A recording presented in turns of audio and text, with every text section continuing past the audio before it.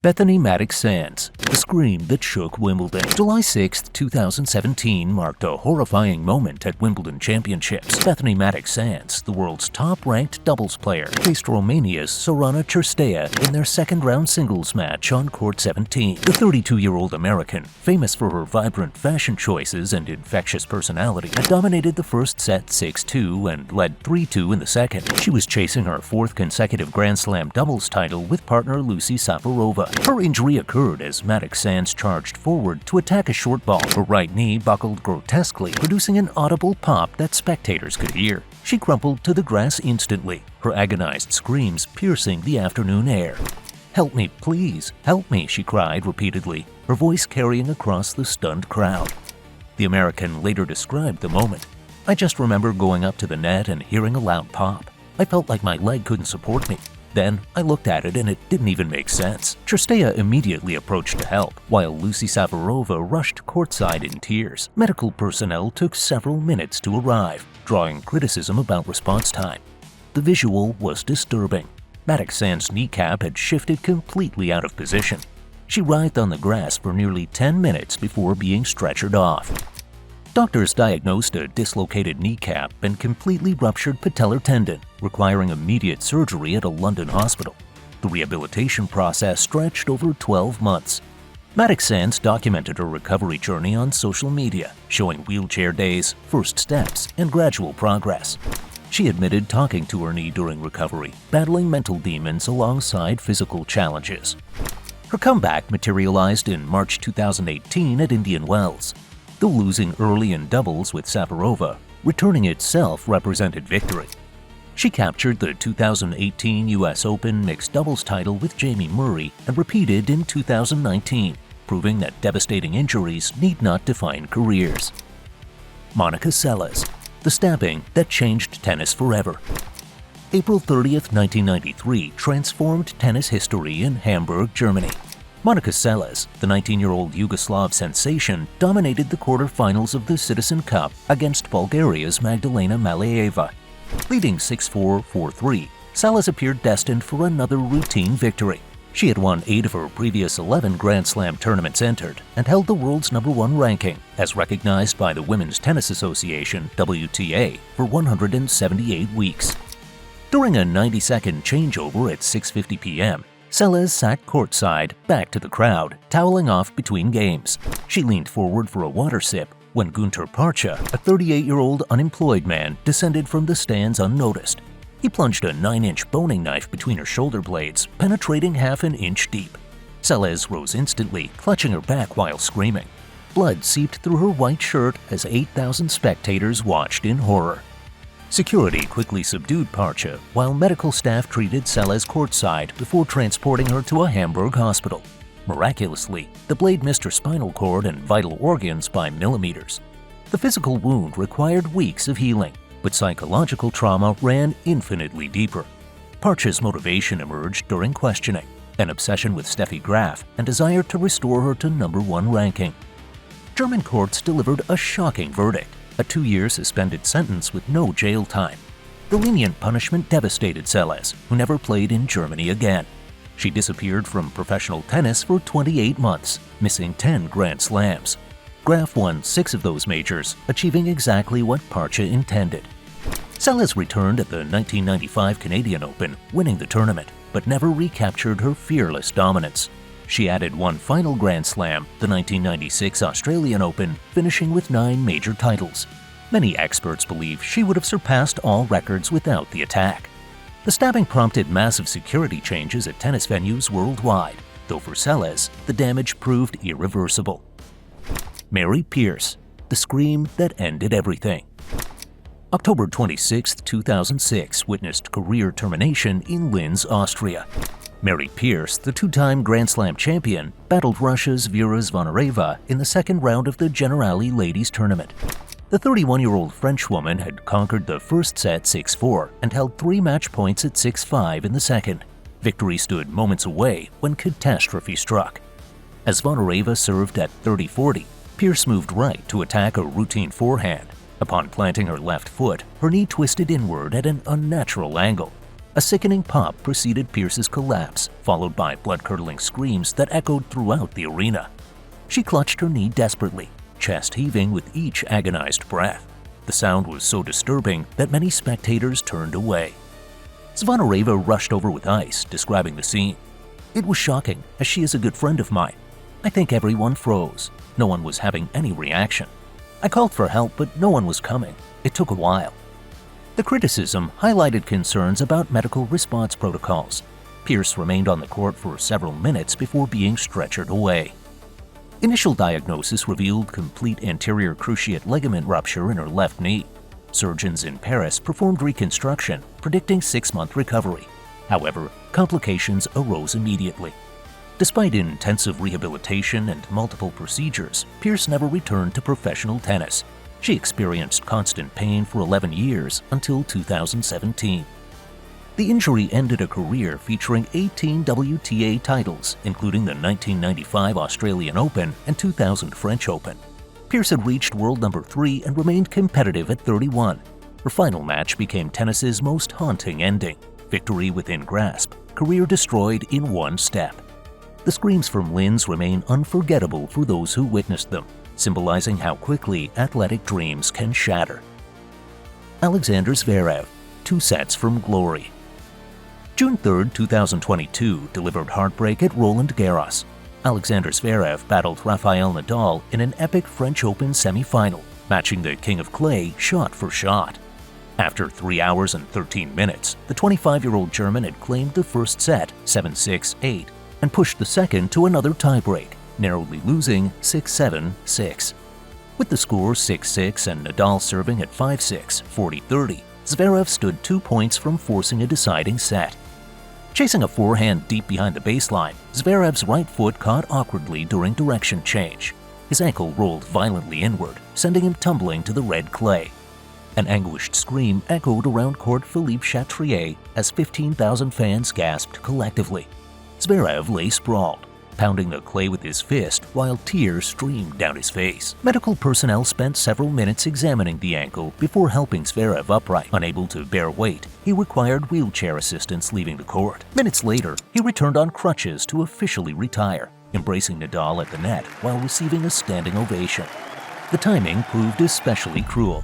Zverev was merely 45 ranking points from becoming world number 1. Diagnosis revealed 3 torn lateral ligaments requiring immediate surgery in Germany. Rehabilitation stretched 6 months, forcing him to miss Wimbledon, US Open, and the entire hardcourt season. "That's the thing that killed me," Zverev reflected later, "because I was playing the best tennis of my life. It's sad that it ended the way it ended." Upon returning in 2023, Zverev struggled recapturing his magical form. The ankle injury became a career-defining setback for someone seemingly destined to break through at majors. He acknowledged the cruel reality.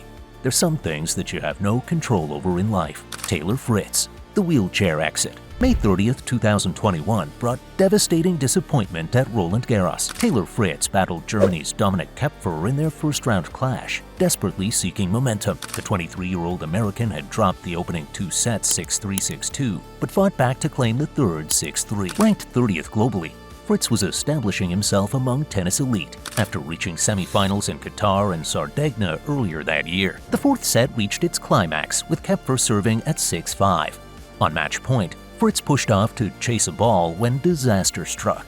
His right knee buckled, producing an audible pop. He immediately clutched the joint, hobbling toward the net before collapsing. Unable to continue, Fritz sat dejected on his bench, head buried in his hands as medical staff examined the injury. After several minutes of assessment, it became clear Fritz couldn't walk unassisted. A wheelchair appeared, and the young American was wheeled away from his maiden French Open appearance. The scene was particularly cruel, his clay season ending not through defeat, but through mechanical failure of his body. Spectators offered sympathetic applause as he departed. Next morning's MRI confirmed the feared diagnosis: torn meniscus in the right knee. The meniscus, crucial cartilage cushioning the knee joint, required immediate arthroscopic surgery upon returning to California. For someone targeting Grand Slam breakthroughs, the timing proved brutal. Missing grass season preparation meant arriving at Wimbledon severely undercooked. Fritz's response demonstrated extraordinary determination. Just 5 weeks post-surgery, an aggressively accelerated timeline, he competed at Wimbledon. His physiotherapist implemented twice-daily treatment sessions, working overtime for recovery. Though not fully fit, Fritz reached Wimbledon's third round. The injury became a catalyst for improvement. Coach Michael Russell rebuilt Fritz's movement patterns, enhancing explosiveness. By March 2022, Fritz captured his first Masters 1000 title at Indian Wells, ironically playing through another injury against Nadal. Venus Williams, 7 points of agony. January 19, 2011 brought premature ending at Melbourne Park. Venus Williams entered her third-round Australian Open match against Germany's Andrea Petkovic, already compromised. The 7-time Grand Slam champion's right thigh bore heavy bandaging from previous injury. At 30, Williams understood her championship windows were narrowing, making every match crucial for her legacy. The match began ominously with Williams losing the opening game. Trailing 30-love in Game 2, she stretched right to return Petkovic's serve. Making contact successfully, Williams suddenly clutched her right abdomen, releasing a sharp cry. She attempted continuing, but realized the futility after one more serve attempt. Walking gingerly to the net, she informed the chair umpire of her retirement. 7 points, her shortest Grand Slam match ever, marked Williams' first mid-match retirement at a major. "Obviously, I just couldn't play. I couldn't move. It was too painful," she explained afterward, voice heavy with disappointment. The abdominal strain compounded existing hip issues, making movement impossible. The psychological impact resonated deeply. Medical examination revealed a torn psoas muscle, connecting spine to hip and crucial for rotational tennis movements. Recovery forced Williams to miss Fed Cup, Dubai Championships, and Mexican Open. Her ranking plummeted from 5th to 29th. More concerning, she missed the French Open entirely, first absence since 2003. Later, in 2011, Williams received a life-changing diagnosis, Sjogren's syndrome, an autoimmune disease explaining her mounting physical struggles. Rather than retiring, she adapted training methods and managed her condition carefully. Remarkably, Williams reached 2 more Grand Slam finals at age 37, 2017 Wimbledon and 2017 Australian Open. She continued competing into her 40s, proving that 7 points couldn't extinguish decades of excellence. The woman who limped off Rod Laver Arena transformed adversity into inspiration. Rafael Nadal, the knee that changed everything. 2009 marked crisis year for Rafael Nadal's legendary career. The Spanish warrior's knees, which had whispered warnings through years of sliding on clay, began screaming for attention. The breaking point arrived during his shocking 4th-round French Open loss to Robin Soderling on May 31st. A 6-2, 6-7, 6-4, 7-6 defeat, ending his 31-match Roland Garros winning streak. Throughout the match, Nadal's movement lacked its typical explosiveness. The sliding saves, impossible retrievals, and defensive brilliance that defined his game appeared compromised. Post-match, he admitted problems had been building.